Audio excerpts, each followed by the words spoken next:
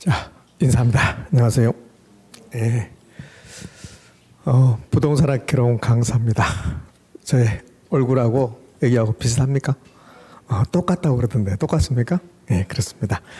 코로나 전국인데 이거 다 마스크를 쓰고 있는데요. 인사할 때 마스크를 써버리면 여러분 제 얼굴을 모르니까 이제 얼굴 봤으니까 제가 마스크를 다시 하도록 하겠습니다. 됐습니까? 예, 그래요.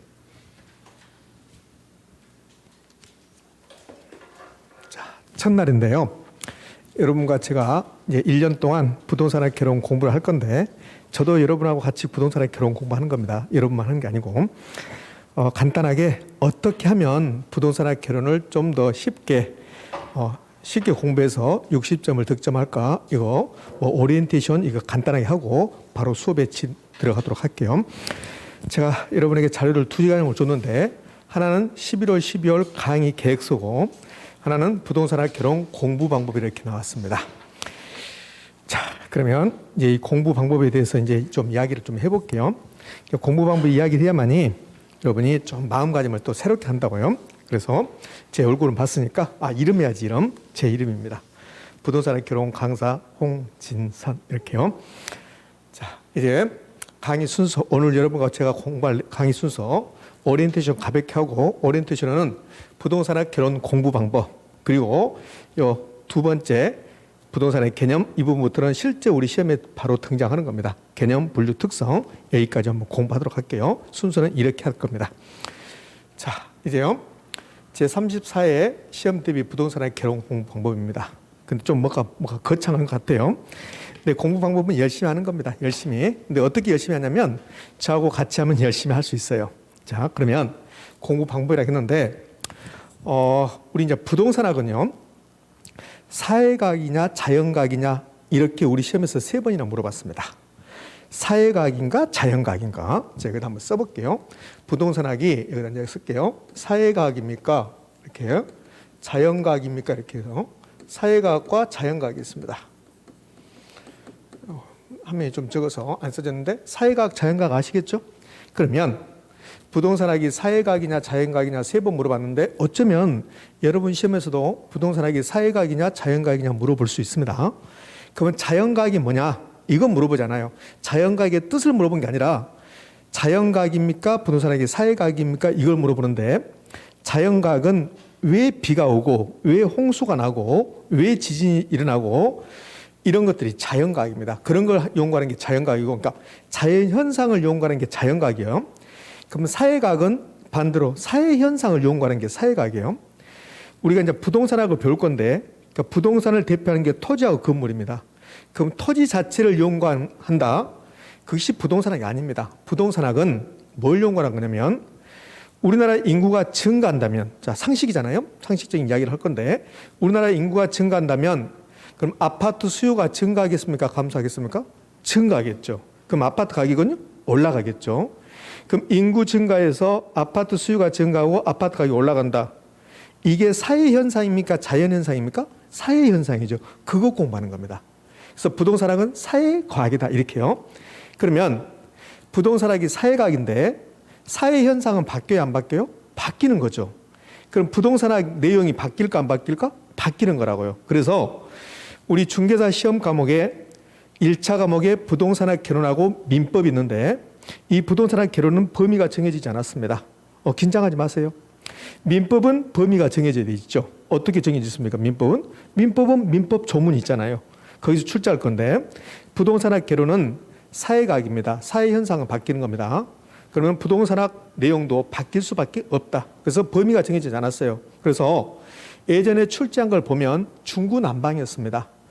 어떤 해는 엄청 어렵게, 어떤 해는 아주 쉽게. 그래서 우리 시험, 공인중개사 시험을 주관하는 국토교통부에서 부동산학 개론은 어느 부분을 출제합니다. 이렇게 목차를 주는데 이게 여러분 첫 번째 공부 방법에 나온 부동산학 개론 시험 범위하고 세부 내용입니다. 자, 이 부분에서 시험은 출제한다 이거요. 그러니까 이건 암기하는 게 아니라 1년 동안 저하고 여러분이 이 내용을 공부합니다. 이 내용에서 시험은 출제합니다. 이거라고 이거. 그러니까 얘는 참고적으로 이제 보는 거요. 그럼 이제 기본서가 나오고 또 여기 입문서도 있는데 여기 입문서 기본서 내용이 이 내용을 쭉 수록해 놓은 거야. 이걸 공부할 것이다. 자, 이제요. 이거는 이제 가볍게 보고, 이제 그 밑에 뭐라고 나오냐면 이렇게요. 단원별 예상 출제 문항이라고 나왔습니다. 그러니까 단원별은 이 내용을 다시 한번 제가 편집해 보는 거야. 그러니까 국토교통부에서 준 것은 부동산학 총론, 강론, 감정평가론인데 부동산학 결론은 거의 대부분이 8개 파트로 나눕니다. 그래서 8개 파트가 부동산학 총론부터 해서 감정평가론까지 이렇게 8개 파트입니다.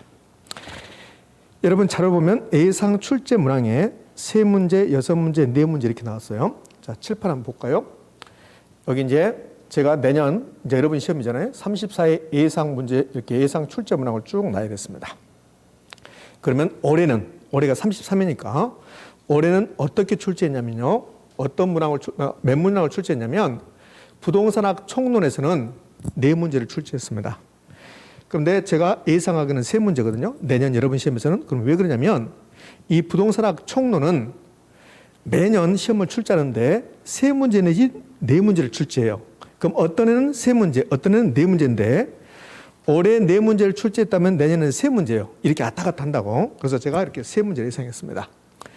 자, 경제론 있고 쭉 있는데 역시 이 문항수 외우는 게 아닙니다. 나중에 공부하다 보면 어느 파트에서 시험이 많이 나오구나 이걸 알게 돼요. 그래서 이 총 8개 파트가 있는데 여기서 이 마지막에 있는 감정평가론 이 부분만 거의 고정적으로 6문제를 출제해요.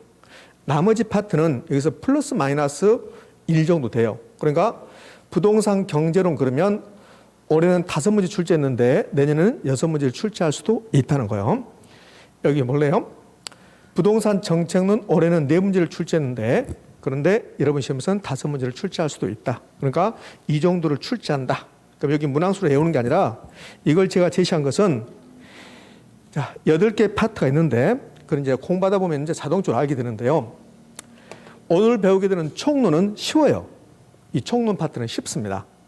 그러니까 아마도 여러분 시험에 3문제가 출제될 건데 얘는 저에게 1년 동안 2번 내지 3번만 제대로 들으면 다 맞출 수 있는 파트입니다. 그런데 여기 지금 노랗게 되어 있는 부분이 있어요. 부동산 경제론, 투자론, 금융론, 감정평가론 이 4개의 파트는 스스로 혼자 집에서 공부해서는 도저히 정복이 안 되는 파트입니다. 잘 안 돼요. 그러니까 이 부분은 좀 어렵습니다. 제가 수업할 때 이제 물어본다고요. 여러분들하고도 물어볼 수 있습니다. 그럼 이렇게 물어봐요. 부동산학 결론 총 8개 파트가 있는데 이 중에서 가장 어려운 파트가 뭡니까? 물어봐요. 그러면 10명 중에서 8명이 어느 파트를 대답할 것 같아요? 여러분 찍기 어느 파트 같아요? 투자론입니다. 이 투자론을 가장 어렵게 생각을 해요. 투자론이요.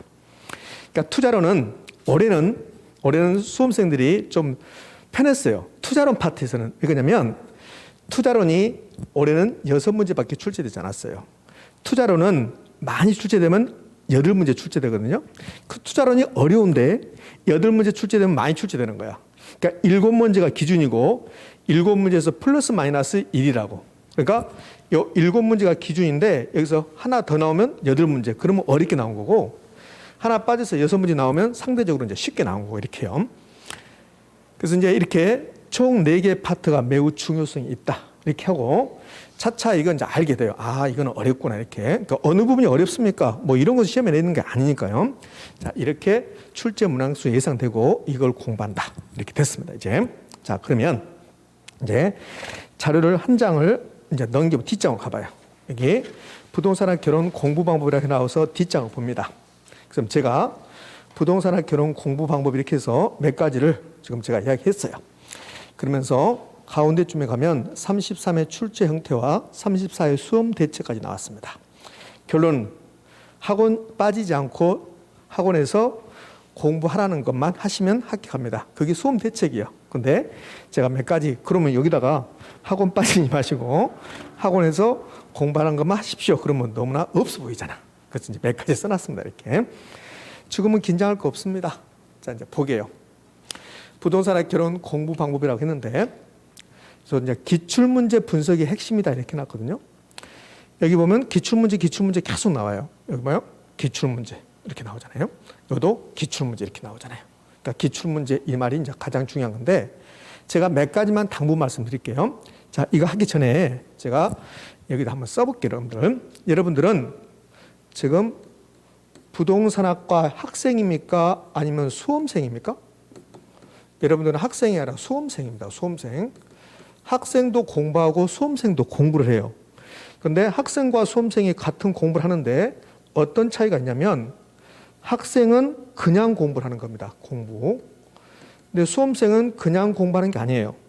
그럼 수험생도 공부를 하는데 수험생은 무슨 공부합니까? 시험 공부합니다. 공부하고 시험 공부는 다른 말입니다. 이렇게. 부동산학 개론 공부 방법을 제가 여러분께 지금 제시하고 있는데 오리엔테이션 하고 있습니다.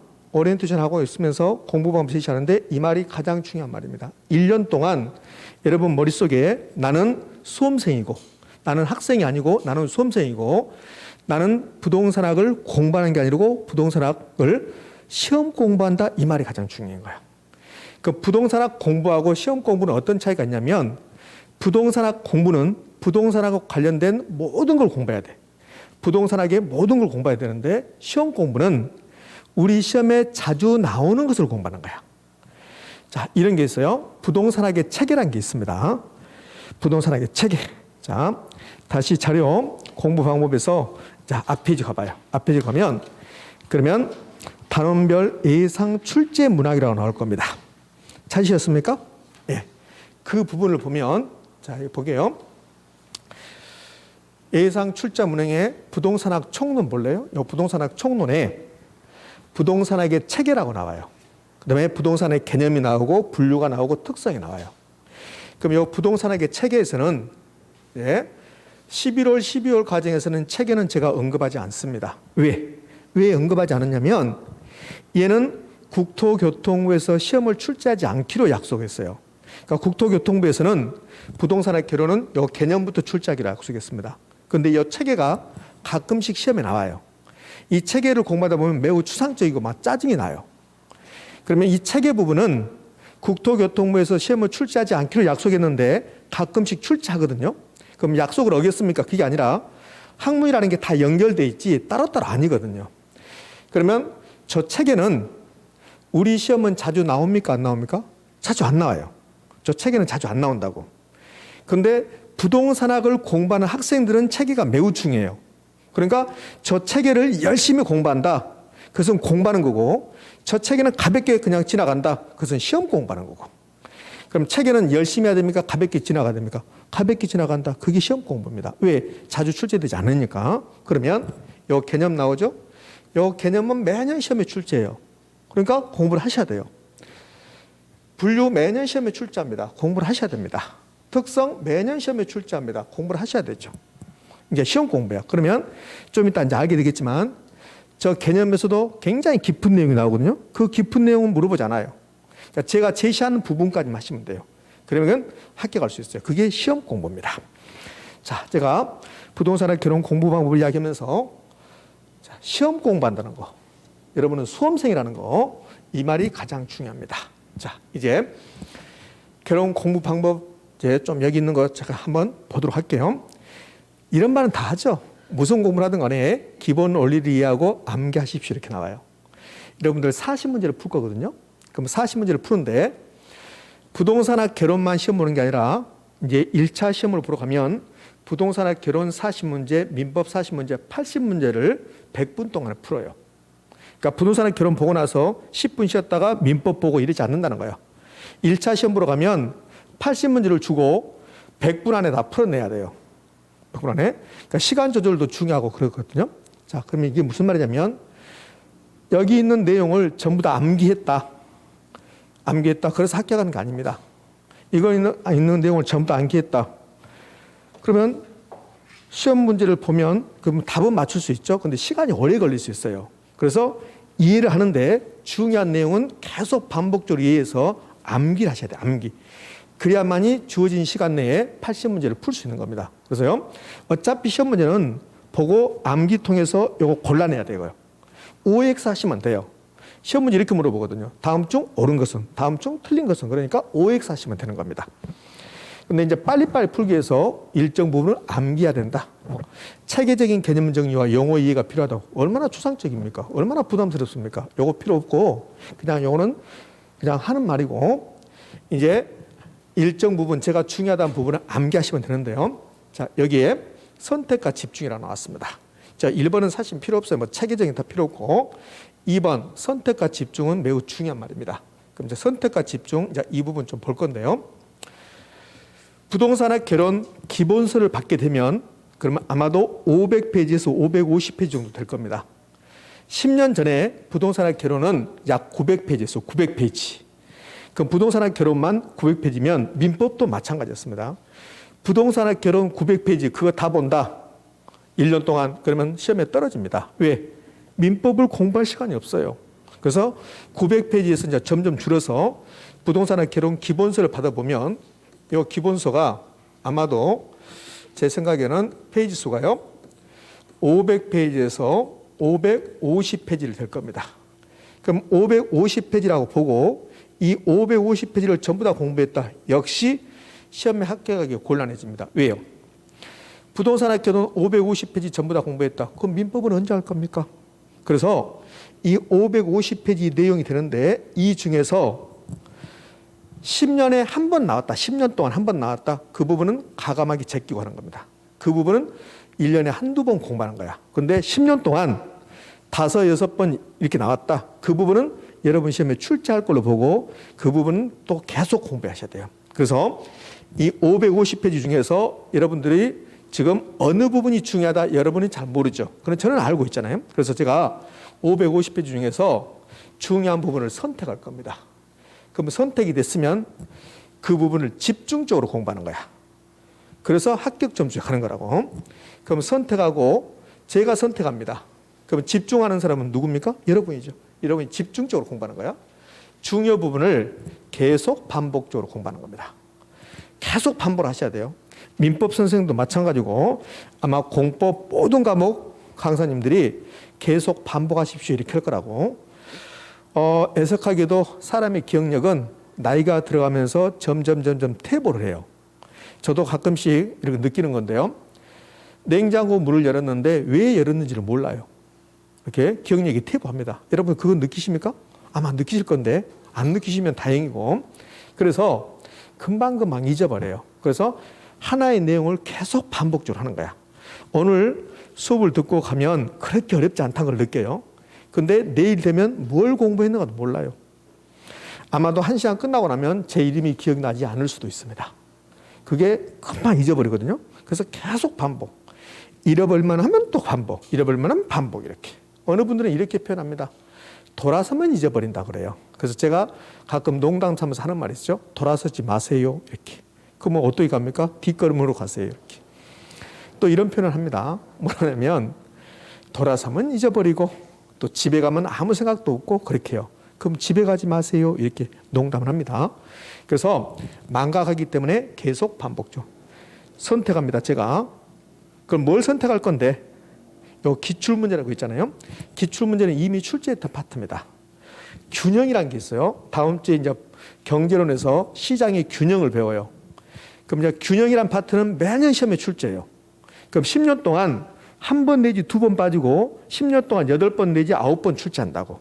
그 균형 파트가. 그러면 그 이미 출제했던 거 기출문제입니다. 그럼 10년에 5번 이상 출제되는 것은 선택해야 됩니까? 버려야 됩니까? 선택해야 되죠. 그 부분을 제가 선택하는 거야. 그래서 그 부분만 계속 반복적으로 집중적으로 공부하는 겁니다. 그래서 선택과 집중입니다. 너무 긴장하시는 것 같은데 여러분들 긴장할 필요 없어요. 뭔가 의지를 막 다지는 것 같아. 내가 열심히 해야 되겠다. 그 의지를 1년 동안 그 상태를 계속 유지해야 돼. 근데 아마도 한 달 안 갈 건데요. 한 달 가기 전에 아우 힘들다 이렇게 느낄 거란 말이에요. 그러니까 공부를 하실 때 공부를 하고 좀 느슨해질 것 같으면 마음을 다잡고 또 느슨해질 것 같으면 마음을 다잡고 이렇게 하는 거야. 그래서 지금 마음가짐을 꾸준하게 시험 볼 때까지 가야 돼요. 느슨할 때 같으면 쪼이고 이렇게. 그래서 계속 반복적으로 할 건데 선택하는 것은 기출문제. 그래서 기출문제 분석이 가장 중요합니다. 그래서 우리 학원도요. 아마 5월달, 6월달 내년 5월달, 6월달 가면 기출문제만 2달 동안 공부해요. 사실은 기출문제가 가장 중요합니다. 모든 과목이 마찬가지야. 공부가 좀 힘들다. 그러면 파트별로 어떻게 출제되는가. 그 기출문제를 놓고 분석하면 그럼 반드시 합격이 돼 있어요. 그러니까 기출문제가 가장 중요하다. 그러면 제가 부동산의 결혼 공부 방법을 이야기했는데 여러 가지 이야기했거든요.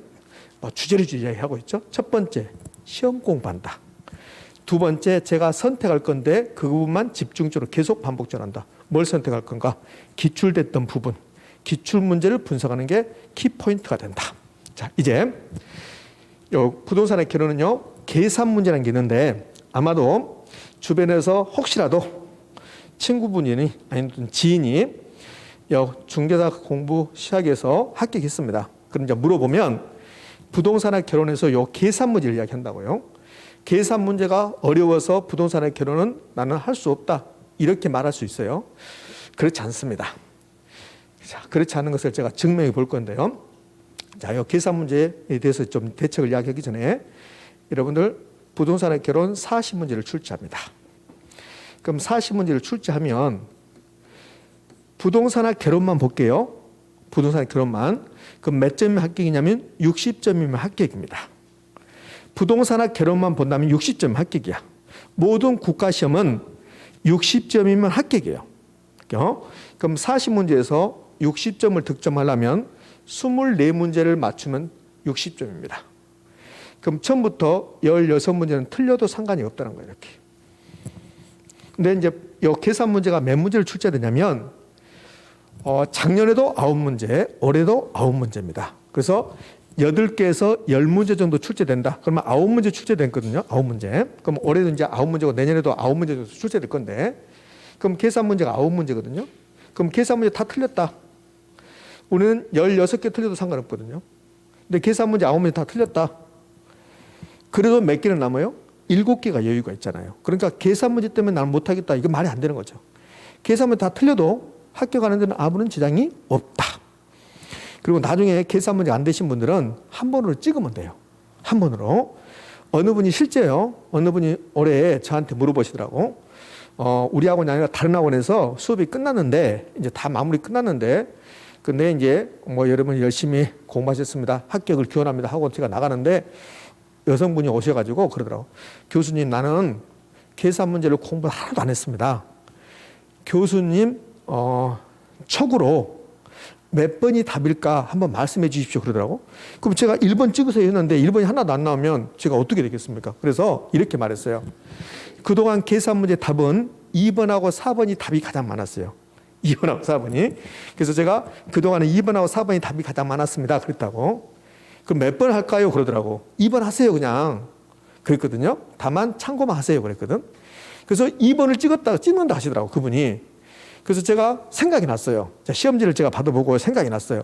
그래서 계산 문제만 얼른 봤어요. 과연 2번이 몇 번이 나온가? 3개 나왔습니다 올해. 그러니까 그분은 계산 문제 9문제 중에 3문제 맞춘 겁니다.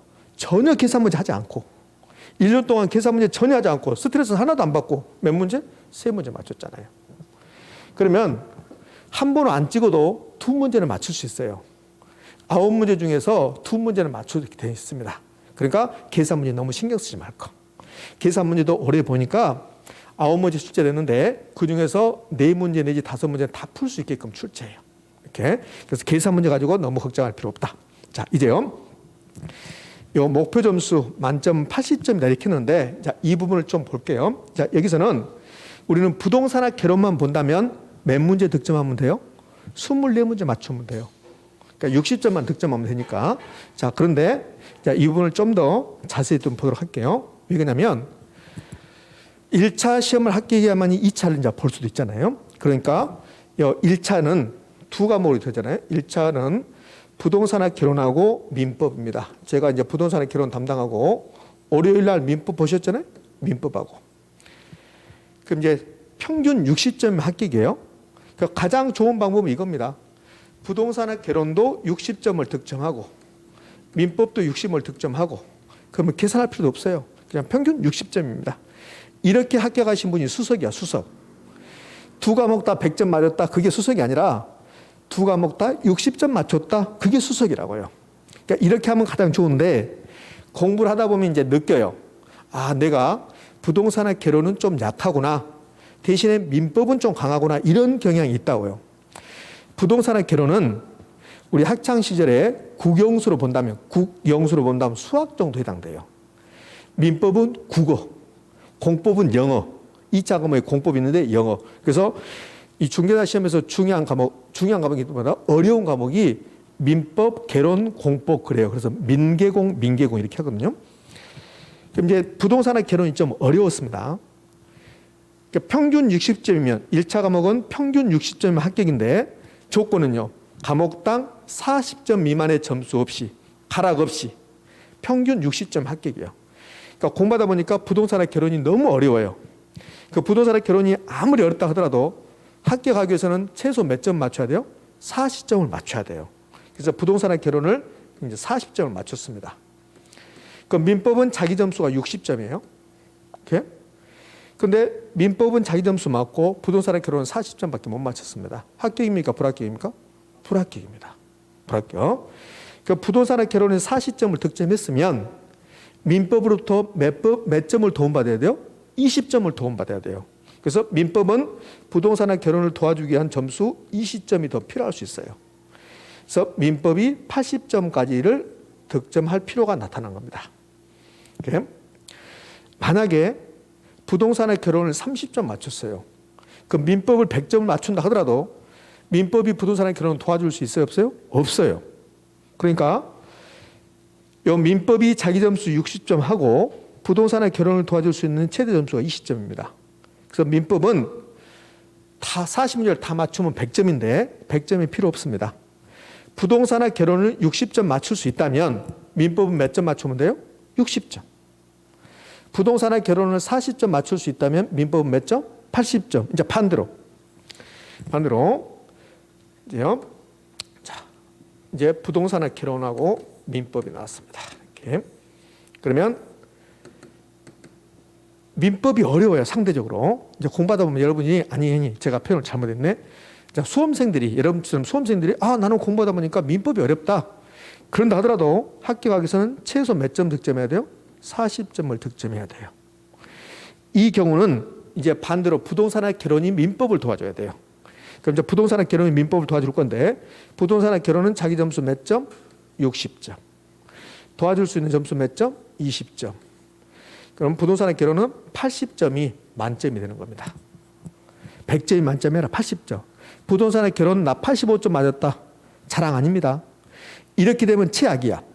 부동산의 개론 85점. 열심히 공부해서. 민법 35점. 그럼 최악이죠. 불합격이니까. 결국은 민법이든 부동산 개론이든 40문제가 출제되는데 40문제 다 맞출 필요가 없다.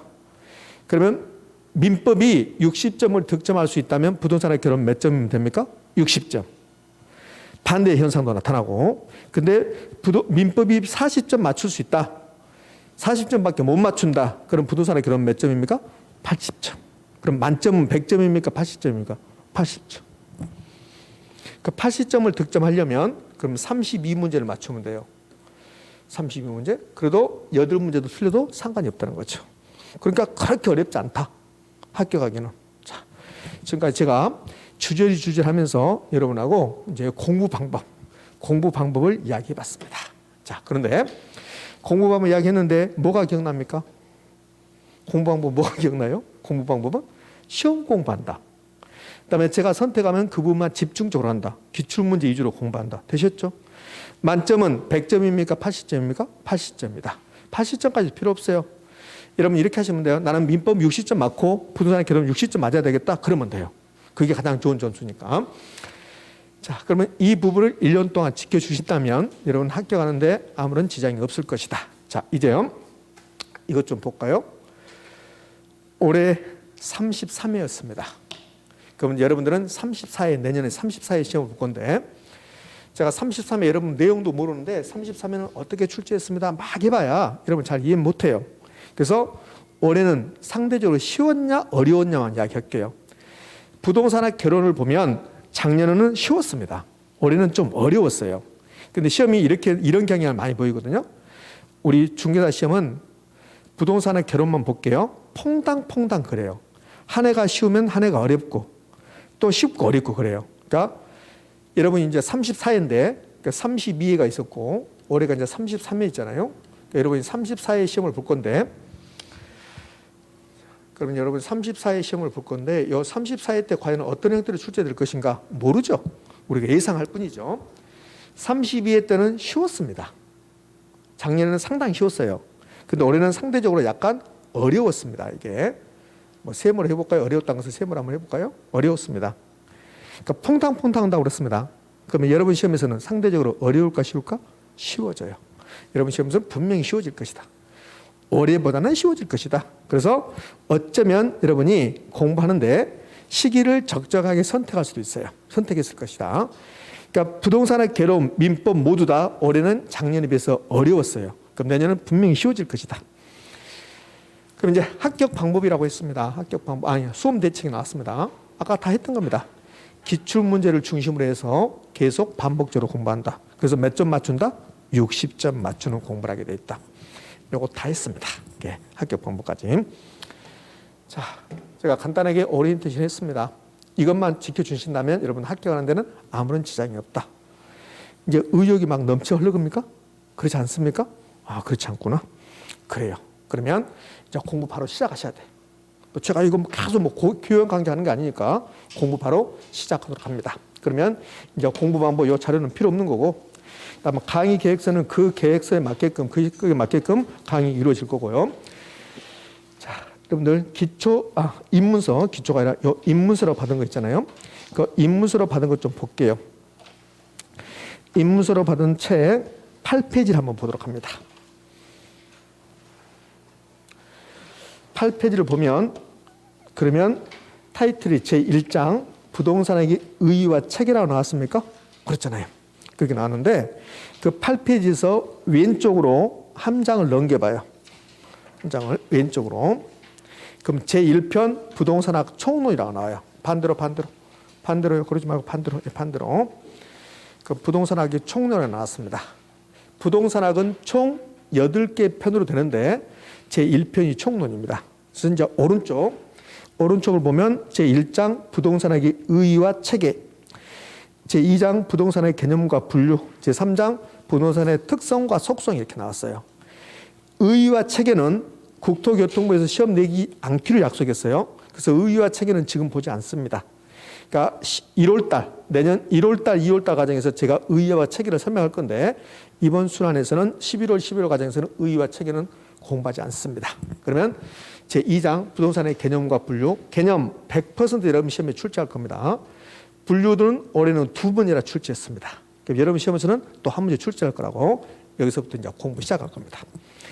자, 책은요 몇 페이지로 하시냐면 그러면 11쪽을 갑니다. 책 11쪽의 타이틀이 부동산의 개념과 분류입니다. 그럼 2개 파트, 개념하고 분류 2개 파트입니다. 그럼 첫 번째 부동산의 개념이라고 나왔습니다. 그 부동산의 개념, 이제 부동산이 무엇입니까? 그 말이요. 자, 11쪽 하단부에 가면 그림이 하나 나와요. 그 그림만 이해하시면 한 문제를 맞추게 돼 있어요. 이제 자, 제가 그 그림을 지금부터 설명할 건데요. 그 그림은 제가 이 부분에다 한번 설명해 볼게요. 여기 이제 우리 전자칠판이 아니라 일반 칠판에다 한번 설명해 보겠습니다. 우리 일반적으로 부동산 그러면 토지하고 건물이 부동산입니다. 토지하고 건물이 부동산이에요. 그러면 제가 아무 말 없이 그냥 제가 이렇게 표시한다고요. 그럼 이건 토지입니다. 토지에다가 이렇게 건물을 제가 이렇게 그렸습니다. 이건 이제 건물입니다. 그럼 토지도 부동산, 건물도 부동산입니다. 그 부동산 몇 개입니까? 2개야, 2개. 예? 자, 그 그림을 보면 요 밑에 사람 눈이 나와요. 눈. 그 사람 눈이 이제 뭘 의미냐면 부동산 활동이라는 게 있는데요. 요 부동산 활동, 인간이 있습니다.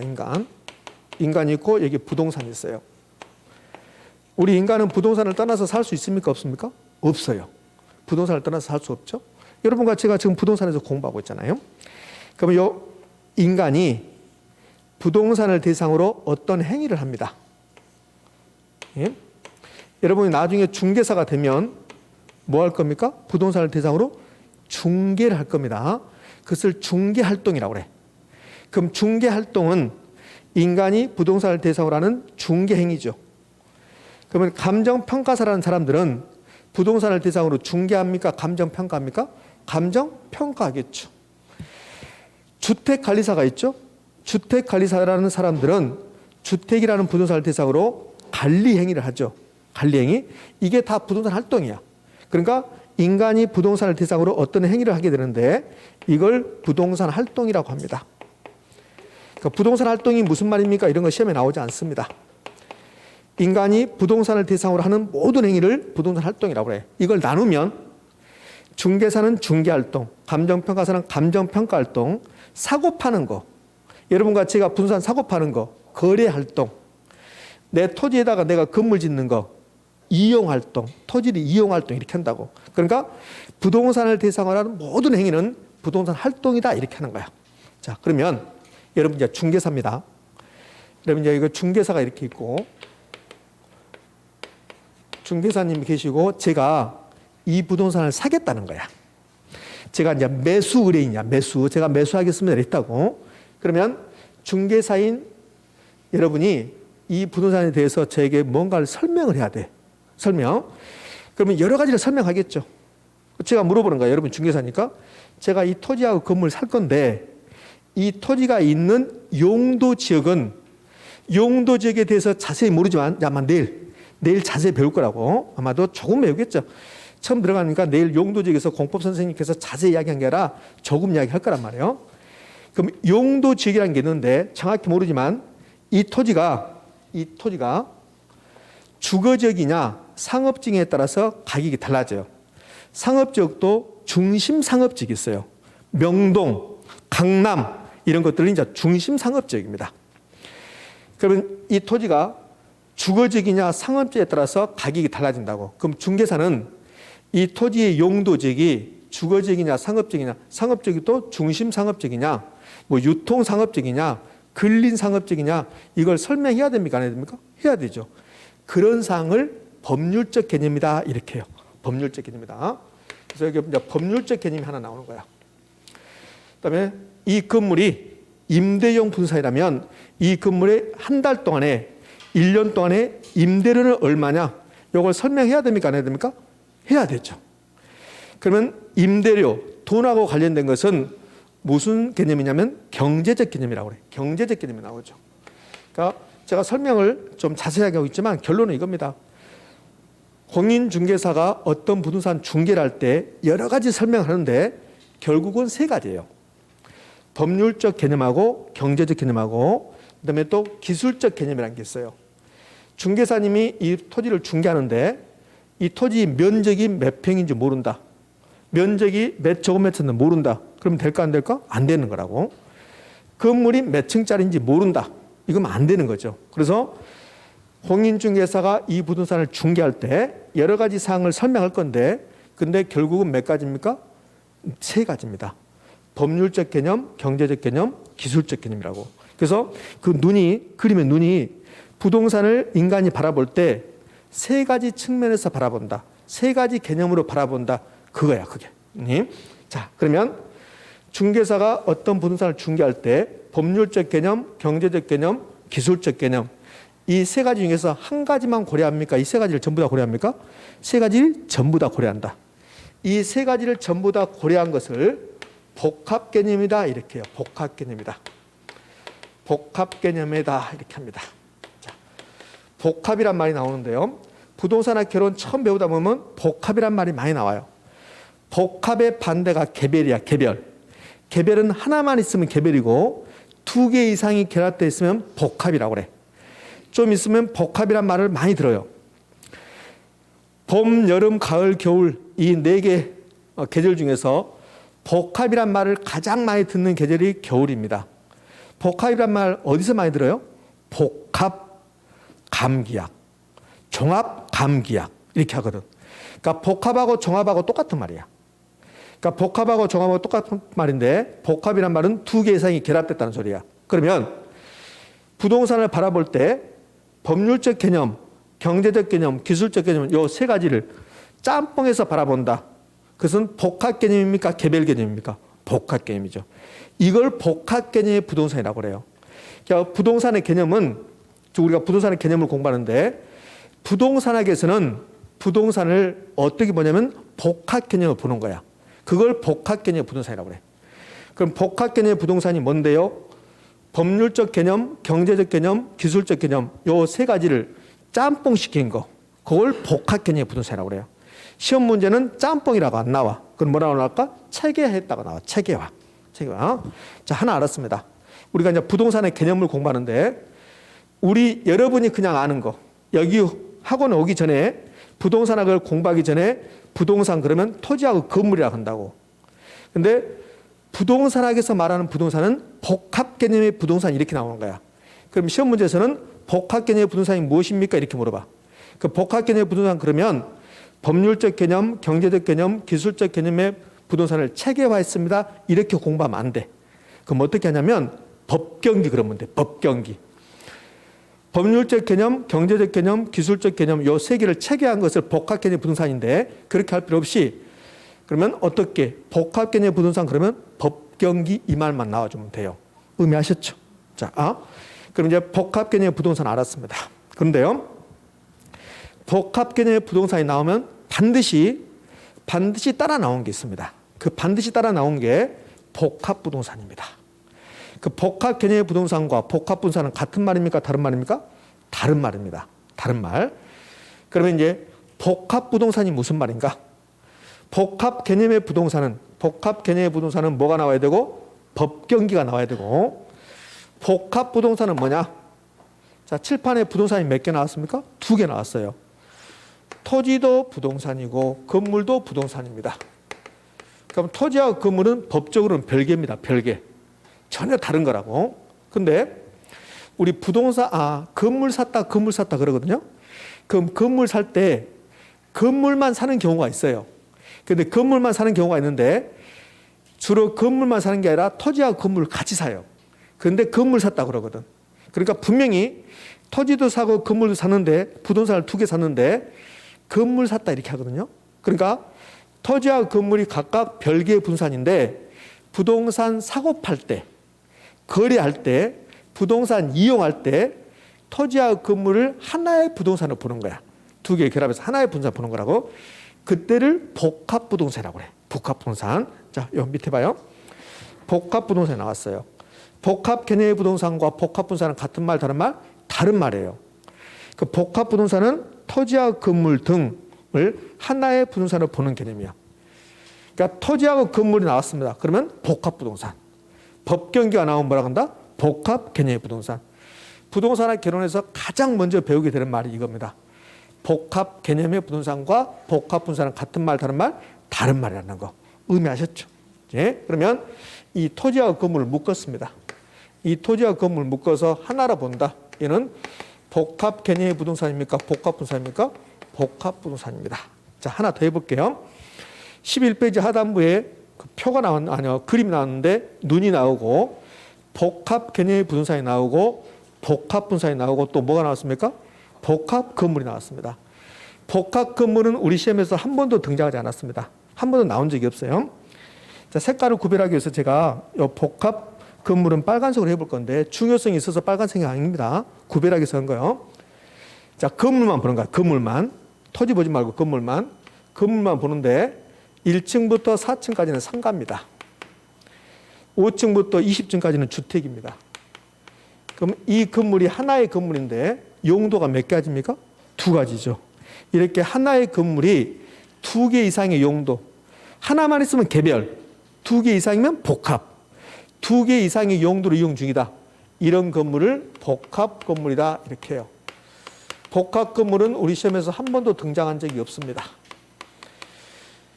복합 개념의 부동산과 복합 부동산과 복합 건물은 같은 말, 다른 말? 다른 말입니다. 이 중에서 여러분이 반드시 기억해야 될 것은 복합 개념의 부동산과 복합 분산을 구별하는 겁니다. 자, 그러면 이제 복합 분산은 이걸로 끝나요. 더 이상 없습니다. 그 복합 개념의 부동산. 그 복합 개념의 부동산은 법경기 이 세 개를 결합했습니다. 그러면 이제 하나씩 따져봐야 돼요. 하나씩. 그러면 법률적 개념이 나오고 경제적 개념이 나오고 기술적 개념이 나왔거든요. 자, 그럼 이제 법경기가 세 개를 결합한 게 복합 개념인데 그러면 저를 이 건물이, 이 토지 건물, 부동산이 아니고 저를 복합 개념으로 한번 볼게요. 저를 복합 개념으로 보면 저의 나이, 저의 주민등록번호, 저의 주소지, 저의 본적지, 이거는 법률적입니까? 경제적입니까? 법률적이죠. 그럼 1년 동안 여러분이 저하고 약 50번 만날 건데, 50번. 한 달에 4번, 12달이니까 그러면 50번 만나겠죠? 50번 계속 저를 봐봐요. 그래도 저 나이 알 수 없거든요. 제 주민등록번호 알 수 없거든요. 그럼 왜 알 수 없을까요? 형태가 없으니까. 저의 법률적 사항은 형태가 있어요? 없어요? 없어요. 그러니까 이 법률적 사항은, 법률적 개념은 형태가 없습니다. 형태가 없으면 유형입니까? 무형입니까? 무형이죠. 무형. 자, 저의 연봉, 저의 소득, 저의 재산, 이러면 경제적입니까? 법률적입니까? 경제적이죠. 그럼 1년 내내 저를 본다 하더라도 저의 소득 여러분이 알 수 없습니다. 저의 재산 알 수 없죠. 왜? 형태가 없으니까. 그럼 경제적도 무형입니다. 저 기술적을 다른 말로 물리적이라 하는데요. 앞으로 기술적, 물리적이란 말이 많이 나와요. 그럼 기술적, 물리적이 나오면 그러면 여러분들은 뭐 생각하시냐면 눈에 보이는 대로, 여러분 눈에 보이는 대로, 눈에 보이는 대로가 기술적, 물리적입니다. 그럼 이 책상은 사각형입니까? 삼각형입니까? 사각형. 사각형. 그게 물리적입니다. 그러면 여러분이 보면 저의 몸무게, 몸무게는 모르겠지만 제가 배가 나왔다 안 나왔다, 코는 어떻게 생겼다, 눈은 크다 작다, 뭐 키는 작다 크다, 이거 보입니까? 안 보입니까? 보이죠. 그게 기술적입니다. 그럼 왜 그거는 보입니까? 형태가 있으니까. 그래서 무형이 아니라 유형입니다. 유형. 그럼 정리해 볼까요?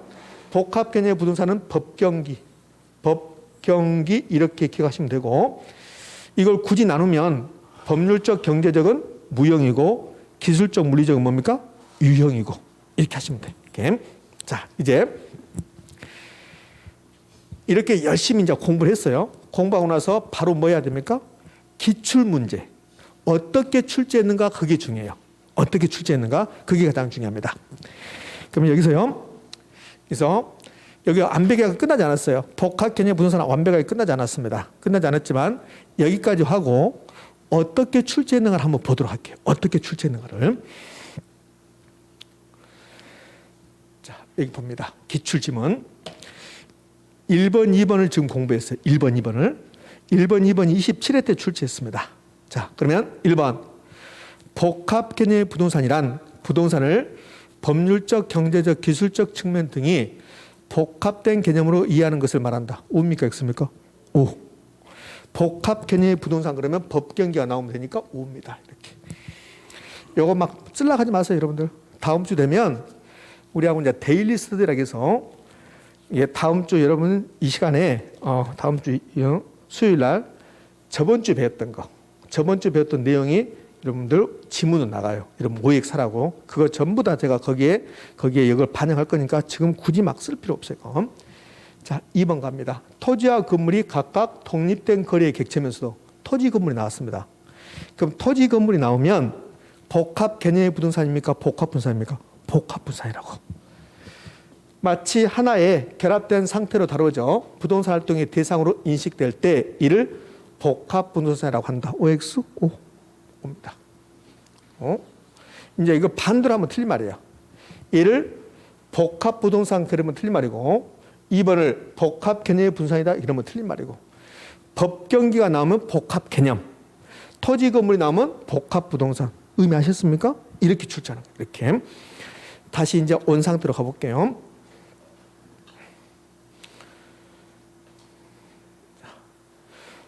복합 개념의 부동산이 완벽하게 끝나지 않았어요. 그럼 완벽하게 끝나려면 법률적 개념에는 뭐가 있고 경제적 개념, 기술적 개념 무엇이 있습니까? 그거라고. 자, 그럼 이제 경제적 개념부터. 이 경제적 개념이란 말은 무슨 말이냐면 부동산을 경제학적으로 보면, 부동산을 경제적 의미를 부여하면 무엇라고 말할 수 있습니까? 그 말이야. 우리 학창 시절에 이런 거 배웠을 건데요. 혹시 이거 기억납니까? 3대 생산 요소. 초등학교 때 배울 건데 3대 생산 요소가 무엇과 무엇입니까? 토지, 노동, 자본. 이걸 3대 생산 요소라고 해요. 그럼 토지는 부동산 맞죠? 그럼 토지는 생산 요소 맞습니까? 생산 요소잖아요. 그러니까 토지를 부동산을 경제적으로 보면 자산이라고 할 수 있어요. 자본이라고 말할 수 있습니다. 생산 요소, 다른 말로 생산재입니다. 생산 요소, 생산재라고 할 수 있습니다. 소비재, 상품이라고 말합니다. 그러면 이 경제적 개념의 부동산은 이 5가지를 여러분이 암기하고 있는가를 물어봐요. 그럼 무조건 경제적 개념 그러면 자산, 자본, 생산 요소, 소비재, 상품 이렇게 하시면 돼요. 그러면 토지는 상품이다. 부동산은 상품이다. 옵니까? X입니까? 오. 상품이다. 자, 우리나라 공기업 있잖아요. 공기업. 소위 말해서 공사. 무슨 공사. 이렇게 나오잖아요. 수자원 공사. 이렇게 나오잖아요. 그럼 토지를 상품 만들어서 사고 파는 공사가 하나 있죠. 토지를 상품으로 만들어서 사고 파는 공사가 뭡니까? 한국토지주택공사. 그러니까 토지도 뭐가 된다? 상품이 된다는 거예요. 상품. 자, 이런 문제를 냈었어요. 우리 실제 시험에서 뭐라고 했냐면 토지는 생산재이지만 소비재는 아니다라고 낸 적이 있습니다. O입니까? X입니까? X. 토지는 경제적으로 보면 생산재이면서 뭐다? 소비재가 된다. 이렇게. 그러면 경제적 개념의 부동산은 요 5가지 암기하는 거예요. 자산, 자본, 생산 요소, 소비재, 상품. 기술적 개념, 물리적 개념의 부동산은 자, 기술적, 물리적이 나왔습니다. 유형입니까? 무형입니까? 유형. 기술적 개념의 부동산은 4가지야. 자연, 공간, 위치, 환경. 이렇게. 자, 이런 뜻입니다. 저 북한산 국립공원 부동산입니까? 아닙니까? 부동산. 그 북한산 국립공원을 그냥 있는 대로 보는 거야. 경제적 의미를 부여하지 말고 법적으로 생각하지 말고 있는 그대로 보는 거야. 북한산 국립공원은 자연입니까? 아닙니까? 자연이잖아요. 북한산 국립공원은 공간 덩어리입니다. 공간입니다. 북한산 국립공원은 언제나 그 위치에 있습니다. 위치입니다. 북한산 국립공원이 오염되면 그러면 우리 서울의 북부 지역의 환경이 오염되는 겁니다. 그래서 환경이다 이렇게 해요. 그래서 이 4가지로 표현하면 기술적 개념입니다. 이걸 앞머리 따서 공자위환 이렇게 외워요. 공자위환. 자부터 아니라 공자부터. 공간, 자연, 위치, 환경. 공자위환 이렇게 합니다. 그럼 이건 기술적 개념이야. 그 복합 개념 부동산은 법경기인데 그중에서 법률적 개념만 제가 하지 않았어요. 경제적 개념과 기술적 개념은 외우는 겁니다. 그러면 경제적 개념은 자산, 자본, 생산요소, 소비재, 상품. 기술적 개념은 공자위환 이렇게 하시면 돼요. 그럼 시험 문제 이제 어떻게 출제하는가? 이 복합 개념 부동산에서는 소속 찾아가는 거. 그게 무슨 말이냐면 요 자산을 주면서 자산이 경제적 개념입니까? 자산이 법률적 개념입니까? 자산이 기술적 개념입니까? 이렇게 물어본다고. 그러면 자산은 경제적 개념입니까? 기술적 개념입니까? 경제적 개념입니다. 이렇게. 의미하시겠습니까? 자, 이제 어떻게 출제했는가 이 부분 보고 이제 이번 시간 마무리하고 10분 쉬었다 할 건데요. 자, 어떻게 출제했는가 보도록 할게요. 요 기출지문 4번을 봅니다. 4번이 30회 때 우리 시험 문제였습니다. 자산, 자본, 생산요소, 소비재는 경제적 개념이고 여기까지 OX? O. 자연, 공간, 위치는 기술적 개념 또는 물리적 개념이다. OX? O. 이렇게 시험에 출제합니다. 이렇게. 요 4번은 제가 지문 만들었는데 사실은 지문이 아니라 요건 단독 문제였습니다. 어떻게 했냐면 요 30회 때요. 이렇게 박스 줬어요. 이렇게 박스를 주고 나서 이 중에서 경제적 개념과 기술적 개념을 각각 옳게 나열한 것은 이렇게 있습니다. 그럼 여기 있는 거 하나, 둘, 셋, 4개는 경제적 개념이고 하나, 둘, 3개는 무슨 개념이다? 기술적 개념이다. 자, 이렇게 출제하는 거야. 그러니까 이번 시간은 여기서 마무리할 건데요. 이번 시간에 여러분과 오리엔테이션 하면서 제가 몇 가지 당부 말씀드렸습니다. 시험 공부한다. 그다음에 중요한 부분을 제가 선택할 거니까 계속 반복적으로 공부한다. 계산 문제 이런 거 너무 신경 쓸 필요 없다. 계속 반복적으로 공부한다. 그다음에는 우리 이제 부동산의 개념으로 와서 복합 개념의 부동산과 복합 부동산은 같은 말, 다른 말이라는 걸 했습니다. 그러면서 어떻게 출제한 걸 봤어요. 자, 이번 시간 여기서 마무리하고 자, 10분 쉬었다가 이제 이거 완벽히 끝나지 않았거든요. 뭐가? 복합 개념 부동산이 완벽히 끝나지 않았어요. 그래서 10분 쉬었다가 요 법률적 개념 부동산을 정리하면 완벽히 끝나는 겁니다. 되셨습니까? 네, 고생하셨고 10분 쉬었다가 이어서 하도록 합니다. 쉬었답니다.